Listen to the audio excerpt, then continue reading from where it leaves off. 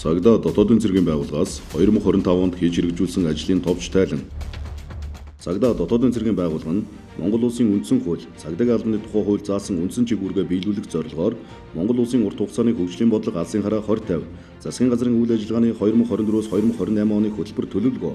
Монгол улсыг 2026-аас 2030 онд хөгжүүлэх шинэ итгэл, эрс шинэтгэл 5 жилийн үндсэн чиглэлтэй тус уялдуулан үйл ажиллагаагаа төлөвлөн 2025 онд дараах ажил арга хэмжээг хэрэгжүүллээ. Удирдлага зохион байгуулалтын чиглэлээр цагдаа дотоодын цэргийн байгууллага нь 2025 онд хамтдаа хөгжийн уриалгын хүрээнд 7 зорилт дэвшүүлж, үүний хүрээнд нийт 1905 ажил арга хэмжээг, 96 гүйцэтгэлийн төлөвлөгөөний 5 зорилт, 81 ажил арга хэмжээг 94.1% хэрэгжүүлээд байна. Засгийн газрын хяналт хэрэгжүүлэх газартай хамтран байгууллагын зохион байгуулалтын бүтцийг оновчтой болгох, албаагчдын ажлын бүтээмж чанарыг сайжруулах, процессын дахин инженерчлэлийн судалгаа шинжилгээ хийж, байгууллагын үйл ажиллагаатай холбоотой 646 хууль тогтоомж эрх зүйн актаас 102 асуудал, 2354 эрсдлийг тодорхойлж, тэдгээрийг шийдвэрлэх 74 санал зөвлөмж бүхий тайлан боловсруулсан. Улмаар тэдгээрийн хэрэгжилтийг хангах 11 чиглэлийн 150 ажил арга хэмжээг төлөвлөж батлууллаа. Засгийн газрын 52 дугаар тогтоолын дагуу цагдаагийн байгууллагын үйл ажиллагааны стратеги, зохион байгуулалтын бүтцийн хөтөлбөрийг боловсруулан, хууль зүйн дотоод хэргийн сайдын А-дороо 121 дугаар тушаалаар батлуулж, харт амьтдаа тэмцэх газрыг алба, мөрдөн байцаах албыг мөрдөн шалгах алба, хэрэг бүртгэх албыг гэмт хэрэг зөрчин шалгах алба болгон өөрчилж, цагдаа дотоодын цэргийн байгууллагын тэргүүлэх 5 чиглэлийг тодорхойлов. Цагдаа дотоодын цэргийн байгууллагын гадаад хамтын ажиллагааг үргэлжлүүлэх, туршлага солилцох чиглэлээр 22 улстай албан ёсны 86 уулзалт цагдаагийн ерхий газрын удирдлага зохион байгуулж, сан солилцохын зэрэгцээ манай улсад суугаа элчин сайдын яам, гадаад улсын хууль сахиулах болон олон улсын байгууллагуудын зохион байгуулсан 46 удаагийн сургалт, дээд хэмжээний уулзалт, хурал зөвлөгөөн семинарт 166 албаагчийг хамруулжээ. Нэгдсэн үндэсний байгууллагын энхийг дэмжих ажиллагаанд оролцох цагдаагийн багт 242 албаагчийг сонгон шалгаруулж, олон улсын түвшний бэлтгэл сургалтад хамруулан, ажиллагаанд шаардлагатай 221 нэр төрлийн 23372 ширхэг техник тоног төхөөрөмжийн 31 багц худалдан авах ажиллагааг амжилттай зохион байгууллаа.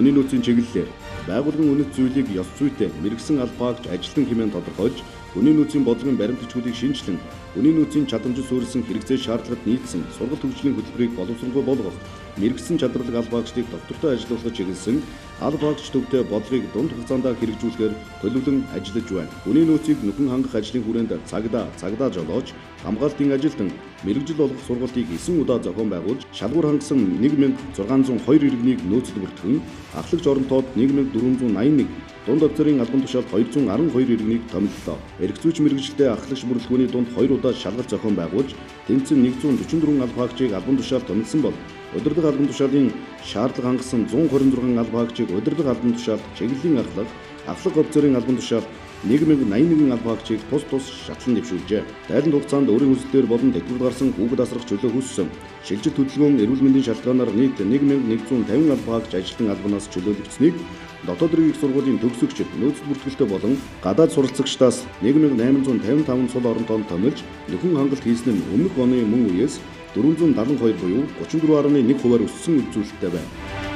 Албаагч ажилтны хууль ёсны эрх ашиг, нийгмийн асуудлыг шийдвэрлэх чиглэлээр албаагчдын ажлын орчин нөхцөлийг сайжруулах, аюулгүй байдлыг хангах зорилгоор гадаад улсын дипломат төлөөлөгчийн 10 газрын харуулын 12 байрны барилга, дэд бүтцийг нийслэлийн иргэдийн төлөөлөгчдийн хурал, засаг даргын тамгын газар болон холбогдох дүүргүүдтэй хамтран шинжилж ашиглалтад оруулаад байна. Монгол улсын ерөнхийлөгчийн 2024 оны 141-р зарлиг, хууль зүйн дотоод хэргийн сайдын 2024 оны А-дороо 143 дугаар тушаалын дагуу дотоодын цэргийн албаагчдын дөрөвт хувцсыг шинжилэн баталж, шин загварын дөрөвт хувцс, ялгах тэмдгийн хангалтыг 85.2% гүйцэтгэлтэйгээр хангасан. Дөрөвт хувцс хангалтын динамик программыг хүний нөөцийн мэдээллийн самтай уялдуулж, офисер цэг, полис цэг Go цахим хуудасаар хангалт авах санал хүсэлт илгээх боломжийг бүрдүүлв.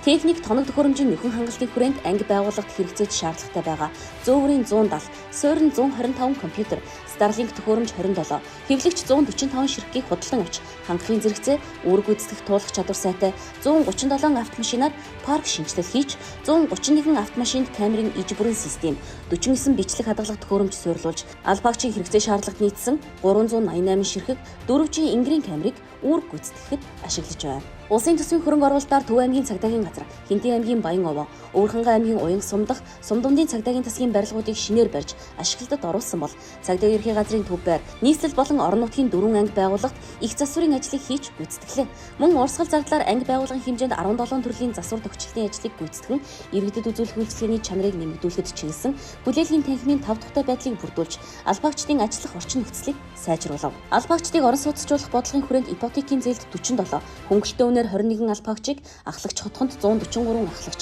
2 ахмад ажилтан, зайсан төслийн 320 айлын орон сууцад 180 албаагч, Орхон аймагт 13 албаагчийг хөнгөлөлтөө үнээр орон сууцжуулах гэрээ байгуулжээ. Ховд аймагт 3 блок, 120 айлын орон сууц барих, Баянгол дүүрэгт 772.2 м2 газрыг орон сууцын зориултаагаар шийдвэрлүүлэх, Өмнө Говь аймагт 120 айлын орон сууцыг хөнгөлөлтөө үнээр бариулах зураг төсөл төсвийг батлуулан хэрэгжүүлж эхэллээ. Албаагчдын цалин урамшууллыг нэмэгдүүлэх чиглэлээр засгийн газрын 2024 оны 238 дугаар тогтоолоор албан тушаалын үндсэн цалинг 6, 202 дугаар тогтоолоор цолын ангиллын нэмэгдлийг тус бүр 2%-аар нэмэгдүүлж, мэргэжлийн зэрэгээс хамааран 5-аас 25% нэмэгдэл олгох болсон. Мөн цагдаагийн албаны тухай хуулийн 91-7-д заасны дагуу цагдаагийн сургуульд сонсогчоор суралцсан хугацааг албаасан хугацаанд тооцож удаан жилийн нэмэгдэл болон албаагчдын өдөр тутмын албаны онцлог, ажлын ачааллыг харгалзан цагдаагийн ерхий газрын даргын 2025 оны А-даруу 212 дугаар тушаалаар 24 цагаар эргүүл жижүүр харуулын үр гүйцэтгэдэг албаагчдад хоолны зардлыг олгож байна.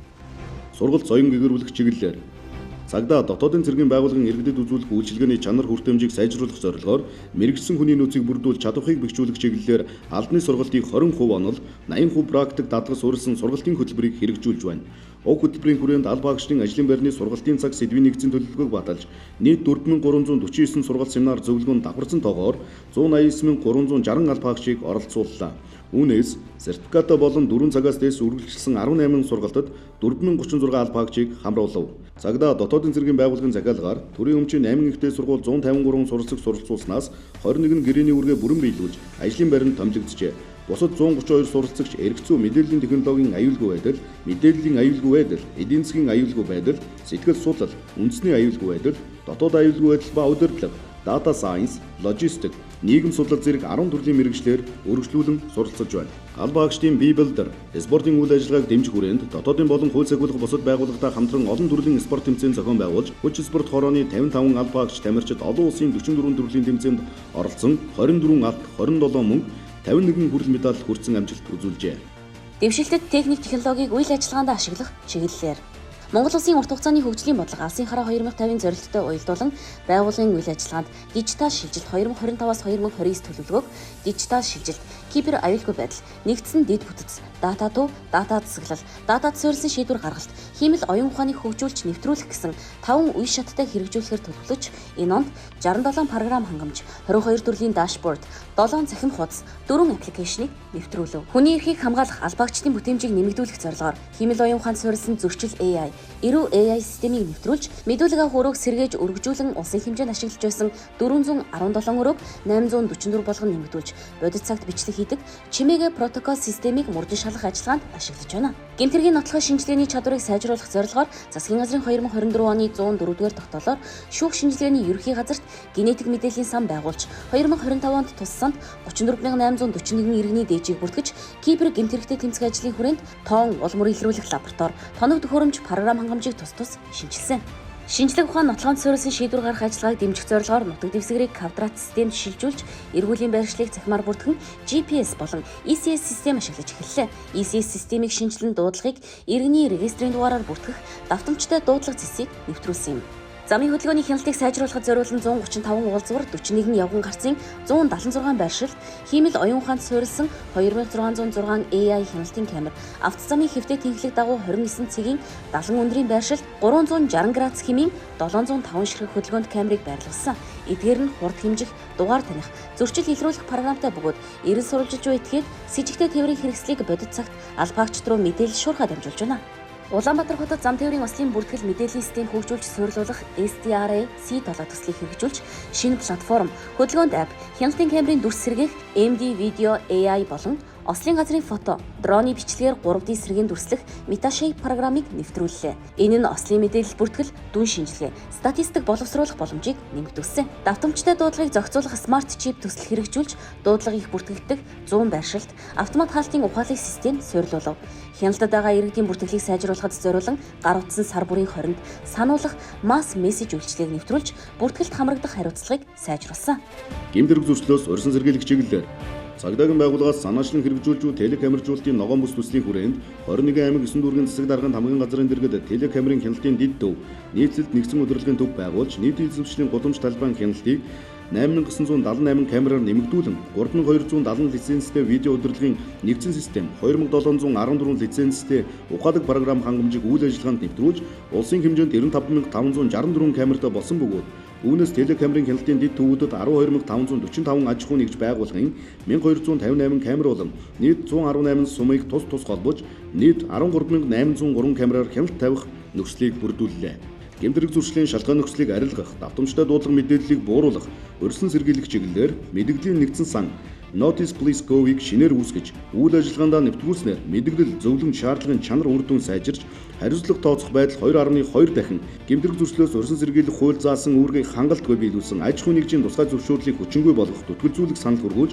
шийдвэрлүүлэх ажил 6.3 дахин, төрийн албаны тухай хуулиар хариуцлага тооцоолох санал хүргүүлэх ажил 24 дахин өссөн байна. Тодорхой төрлийн гэмтэрэг зөрчлөөс урьдчилан сэргийлэх иргэд олон нийтийн хууль эрх зүйн мэдлэг ойлголтыг нэмэгдүүлэх чиглэлээр хуулиа мөрдий, анзаар 2, амьдрал мөрий биш, ашаанда мод тари, хүмбэр хүүхэд хамгаалагч, дансаа бүү ашиглавал дүрмээ мөрдий 365 анхаар хайрлая зэрэг мэдээлэл нөлөөллийн 19 арга хэмжээг улсын хэмжээнд зохион байгуулж нийт 2915 мэдээлэл бэлтгэн хэвлэл мэдээллийн байгууллага болон захин орчин түгээсэн нь давхарсан тоогоор 239 сая захин хэрэглэгчийн хяналт авч үүнийг Монгол улсын нийт хүн амд харьцуулбал нэг иргэнд 66.4 удаагийн давтамжтай мэдээлэл хүрч иргэдийг зөв үйлдэлд уриалж сэтэлжүүлсэн нийтийн дэмжлэг авсан ажил болсон. Нэрг ажил арга хэмжээний үр дүнд цагдаагийн байгууллагад бүртгэгдсэн гэмтэрэг зөрчлийн шинжтэй дуудлага мэдээлэл өмнөх оны мөн үеэс 29335 нэгж буюу 4.1, насан туршаагүй хүнээс үлдэгдсэн гэмтэрэг 17.3, хүүхэд хөвгсөн гэмтэрэг 18.2, улгаалах гэмтэрэг 8% тус буурсан эерэг үзүүлэлттэй байна. Түүнчлэн цагдаа дотоодын цэргийн байгууллагын үйл ажиллагаа албаагчийн ажлын онцлогийг иргэд олон нийтэд эергээр сурталчлах чиглэлээр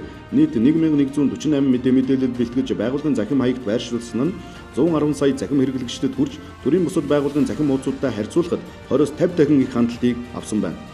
Гэмтэрэг зөрчилтэй тэмцэх чиглэлээр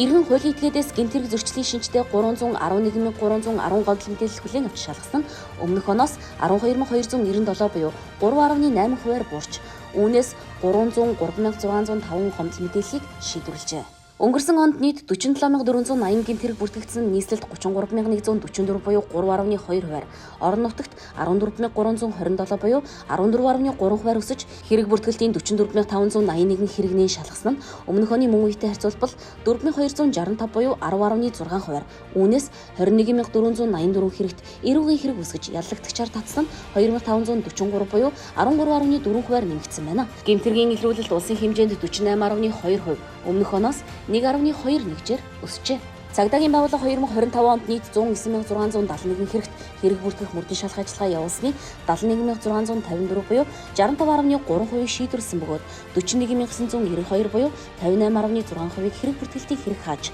19704 буюу 27.5%-ийг шүүхэд шилжүүлж 320 буюу 1.5%-ийг хэрэгсэхгүй болгож 7980 буюу 11.1%-ийг эрүүгийн хэрэгтэй нэгтгэн 1658 буюу 2.3%-ийг бусад хэрэг бүртгэлтийн хэрэгтэй нэгтгэж нийт шалгасан хэргийн 65.3%, хуулийн анхны хугацаанд 93.8%-ийг шийдсэн байна. Гэмтэргийн улмаас иргэн хуулийн этгээдэд учирсан хохирлыг барагдуулах эд хөрөнгийн эрхийг хамгаалах чиглэлээр нийт 806.3 тэрбум төгрөгийн хохирлоос 304 тэрбум төгрөгийн буюу 37.3%-ийг нөхөн төлөвлөж 2.8 тэрбум төгрөгийн хөрөнгийг битүүмжилжээ. Нийт 4,957,151 зөрчил шалгасан нь өмнөх онтой харьцуулахад 1,577,737 буюу 46.7%-аар 4,942,915 зөрчлийг шийдвэрлсэн нь 1,572,522 буюу 46.7%-аар тус өссөн үзүүлэлттэй байгаа юм а. Нийтийг хамарсан 4,085 удаагийн 3,163,398 хүн оролцсон арга хэмжээ зохион байгуулагдаж, цагдаа дотоодын цэргийн байгууллагаас давхарсан тоогоор 6,902 тээврийн хэрэгсэлтэй 43,257 албаагч,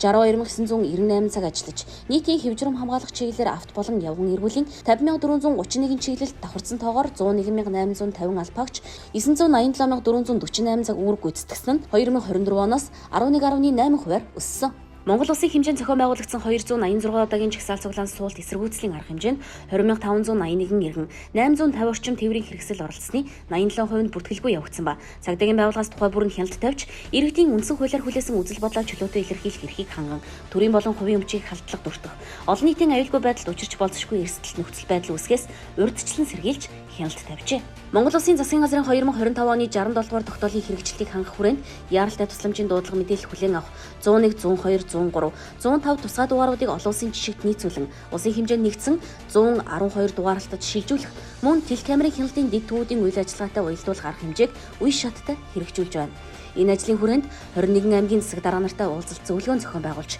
хэрэгжилтэд шаардлагадах зардлын тооцооллыг боловсруулан 8 аймагт нэвтрүүлэхэд шаардлагатай 1.5 тэрбум төгрөгийн зардлыг Монгол Улсын 2026 оны улсын төсөвт тусгуулан батлууллаа. Дотоодын цэргийн үйл ажиллагааны чиглэлээр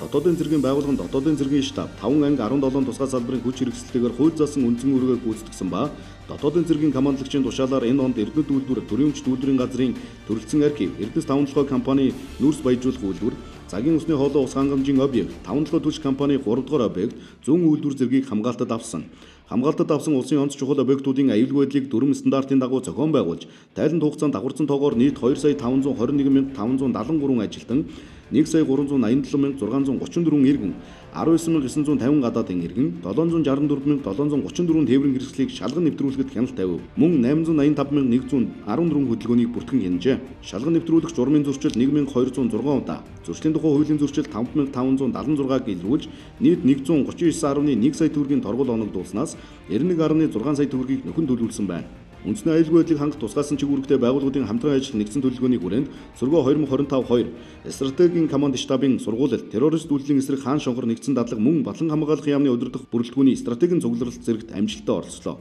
P101 төслийн хүрээнд Зүүн Өмнөд Аз, Зүүн Европ, Төв Азийн орнуудтай хамтран хийм, биолог, засрах цөмийн дэд бүтцийн хамгаалтыг сайжруулах уулзалтууд зохион байгуулж, аль багштыг богино дунд урт хугацааны сургалтад хамруулах, дэвшилтэд техник технологи нэвтрүүлэх, туршлага солилцох чиглэлээр хамтран ажиллагаар тохиролцлоо.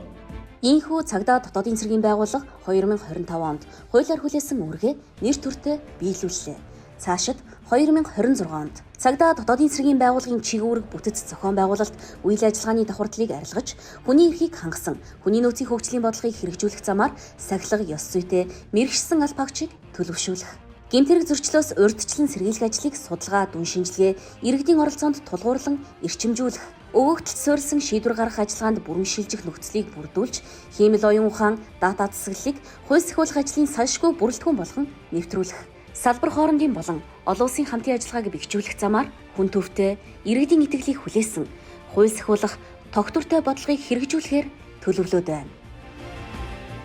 Цагдаагийн ерөнхий газар.